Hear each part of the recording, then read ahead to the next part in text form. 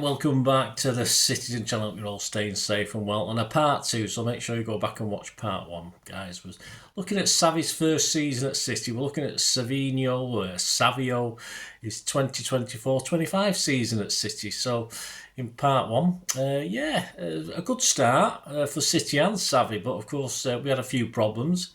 In part 2, we'll be talking about support he was getting from another Brazilian City hero, and some interesting stats as well by the end of this season, which sort of surprised me, but we'll talk about that later. We'll look through various media outlets, ratings, etc., my personal observations as well, and my ratings of Savi for the season. Right, let's get on with part 2. As stated, despite problems for Savi and City, Savi did have a big fan, yes, in fellow Brazilian Fernandinho. We said of Savi, I think he's made a big impact. His qualities are something unbelievable. He's got so much skill and flair, but most of the decisions he makes are right, creating something special, creating a dangerous action for the opponents. Even with his age, he's obviously still young, but he's mature on the pitch. He's different, a top player. Hopefully he can keep up his performances, his humbleness as well. Obviously with that, it's about getting good results to keep going, showing his talent for the team and going on to win trophies, which is the most important thing. Yes, inspirational words and confidence for Savi from our hero Fernandinho. But no immediate change in form as he put in another poor performance in a 2-2 draw at Selhurst Park on December the 7th. I, though, was less than complimentary as well on a couple of great chances he missed and rated him just a 4.5. And Simon Bukowski, the Manchester Evening News, rated him just a 5 out of 10. On the bench for a couple of weeks, his next start was on Boxing Day at home to Everton. He was better and earned a penalty, though early missed it in a 1-1 draw. But 3 days later, he looked far happier and was man of the match in a win at struggling Leicester City. On 21 minutes, Savi latches on a keeper's parry to lash home from a tight angle to put City ahead, and City tied the game up on 74 minutes. It was his scooped-in cross that Haaland scored to make it 2-0. Simon Bukowski said, more games like this and he will nail down a place in the team, rated him an 8 out of 10. I give him a 7.5. I said, finally a goal and an assist, hopefully start of very good things to come. Pep said on Savi at the time, Savinho made an incredible performance, again like he did against Everton, said Guardiola.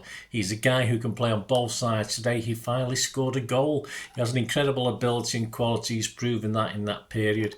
He arrived in the 6 months when the team isn't in the best moment than maybe expected. Compared with the past, he makes 1 action fine, 2nd fine, 3rd miss it, 4 mistake, 5 mistake, the 6th try again and try again and try again until the end he tries.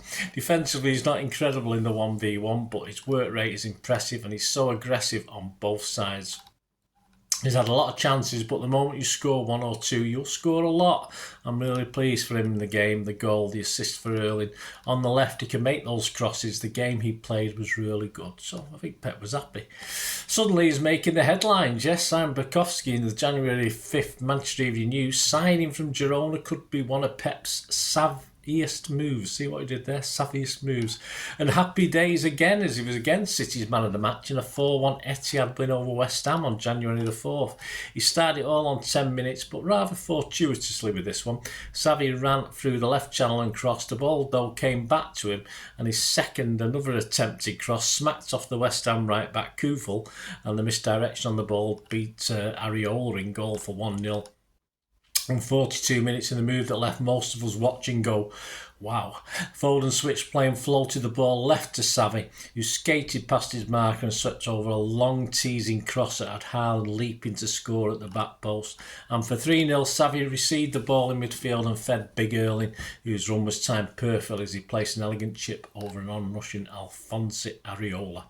His work done, Savi went off on 80 minutes. Simon Bukowski commented, the star of the show, with 2 assists for Haaland after he forced the first goal. He surely starts every big game in January. That performance versus Leicester left him buzzing for this. West Ham went one-on-one on him, and a lot. I'm not sure why they did that. He loved it. I said we both scored him a 9 out of 10. Away at Brentford on the 14th of January, 2-2 draw. Nothing quite fell right for Savinho, who did miss a good chance too, but was unlucky, including a lovely goal drive that beat the keeper Flecken, but struck the post. He also hit the side netting after breaking clear, but it was his first shot blocked by Flecken that Foden scored for 2-0. Simon Bukowski reported a key part in both goals, and the determination to keep on going after early efforts had not gone in. Rated him an 8. I give him a 7.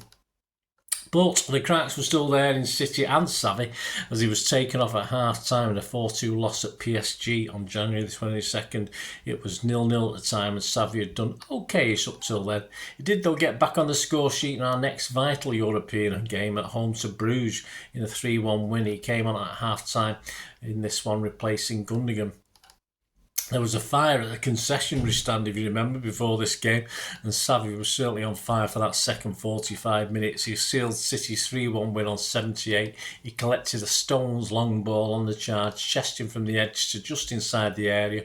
Then defender Scooters half-heartedly attempts to hold him back, but as the ball drops, Savi hits it well enough to beat Mignolet by the ball going under him. Another 9 rating from Simon Bukowski, who led with City's Savia. See what he did there? He's very good, isn't he, Simon Bukowski? He said, changed the game when he came on and Bruges couldn't cope with him. He got an 8.5 from me. I added, should have started for me, but ended up the difference for City on the night. In an awful City performance at Arsenal on February 2nd, at least he was on hand to put a great cross for Haaland to get a City equaliser before we were hammered 5-1. Only 3 players received a 6 from Simon Bukowski, the highest score on the day, and he was one of them. In his Champions League setback, a 3-2 home loss to Real Madrid on February the 11th, Savi did some sterling work in defence, but for me was underutilised as far as being up front. In the similarly disappointing loss in Madrid, he was tried more centrally by Pep, but like the team, really struggled. I, though, put his 4 out of 10 performance squarely on Pep's failed experiment, saying, another Pep tactical brain fart, let's try to get at the fullbacks. No, tell you what, we'll play him down the middle where he's not played for us before. It was Marmoush making the hat-trick headlines in a 4-0 home win over Newcastle on February the 15th, and Savi had a good game. It was a calm Savi with the assist that allowed Marmoush to get his hat-trick, and Savinho made Lewis Hall's 90 minutes at times pretty stressful. In another tight win at Spurs 1-0 on February 25th, Joe Brace said of his night, helped create the overloads for Doku to shine while also offering a threat of his own on the right. Playing a key role in Haaland's goal, the Doku-Savinho wing partnership might be the way forward. Now both were back fit and firing. He scored him a 7 out of 10. I was a bit more worried though by another poor miss just before the half hour, which would have made it 2-0 for us. I rated him just a 6 in what I call generally an okay game. Savi was annoying me, and none more so than in the home 2-2 draw with Brighton on the 15th of March, as well as again missing half chances.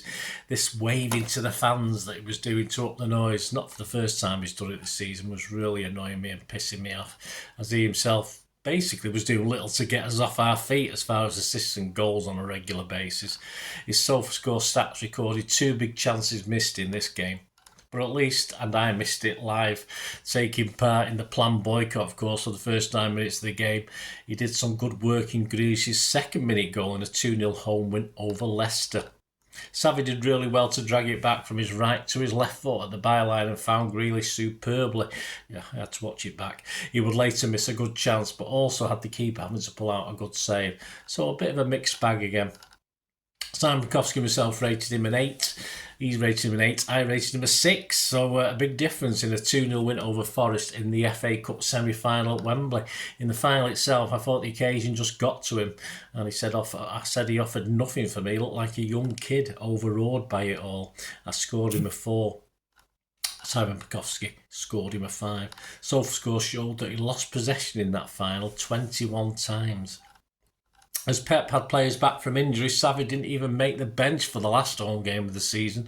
A must-win, and we did 3-1 over Bournemouth. Not really a great show of faith from Pep in our Brazilian, though we did get time off the bench on 74 minutes for another important final game at the Cottage in a 2-0 win over Fulham.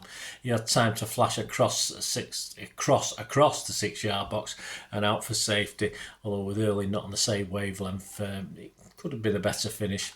His stats for the season: the Premier League, he'd made 21 starts, 8 sub-appearances, just the 1 goal and 10 assists.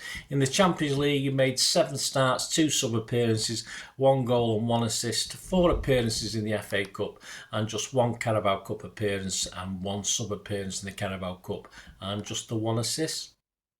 Sam Bukowski, in his end of season ratings in the Manchester Evening News, rated his season a 6. He said, a year of fits and starts where he could look unplayable for a few minutes or a few matches, but would go missing otherwise. He's only 21 though, and circumstances meant he played more than he probably would have done. Personally, I also rated him a 6. It was his first season. We know with Pep's players, they need at least a second season. But Simon said he's just 21. He just turned 21 in April. I hope he can work on his finishing. I think that's a big problem. He had some great opportunities, but far too often didn't even test the keeper. If he can improve on that, then he's got a chance. But with Pep now bringing in a dedicated flying left back, I honestly think the jury's out on his long-term future. It'll be interesting to see what happens next season if he's still with us, that is. But, and there is a very big but, let's have a quick check of his stats compared to other City players this 24-25 season when I did my end-of-year ratings. In the domestic cup, Savi averaged an average of 6.08 for me, but a much higher 6.83 for the Manchester Evening News. The average took him to number 8 in my City player ratings, but a more impressive 3rd spot for the Manchester Evening News. This was based on 30 minutes in at least half the domestic cup game. So that's the rating of Simon Bukowski and Joe Bray this season. In the Champions League, though, he got just a rating of 5.71 from me, 6 from the Manchester Evening News. This meant he was 8th with me and 7th with the Manchester Evening News in the player ratings. Again, based on 30 minutes and half of our Champions League games. But the big surprise, and this is what we'll finish on, a positive, very interesting results in the Premier League ratings. That please, all these are available. You can check them out, guys. Have a look at this. Savi averaged 6.34 for the Premier League with me and a 6.59 with the Manchester Evening News.